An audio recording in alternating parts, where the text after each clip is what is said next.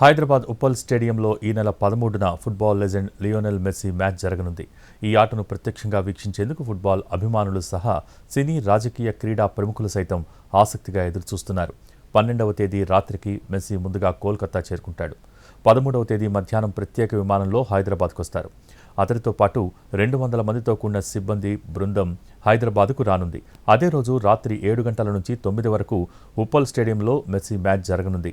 తొలుత ప్రముఖ రంగాల్లోని సెలబ్రిటీలతో exhibition match నిర్వహిస్తారు. ఒక జట్టుకు సీఎం రేవంత్ రెడ్డి, మరో జట్టుకు మెస్సీ సారథ్యం వహిస్తారు. ఆ తర్వాత యువ ప్రతిభావంతులతో మెస్సీ మాస్టర్ క్లాస్ ప్రోగ్రాం ఉంటుంది.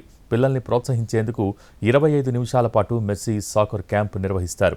ఆ తర్వాత పెనాల్టీ షూటౌట్ను మెస్సీ నిర్వహిస్తారు. చివరగా మ్యూజికల్ కాన్సర్ట్ జరుగుతుంది.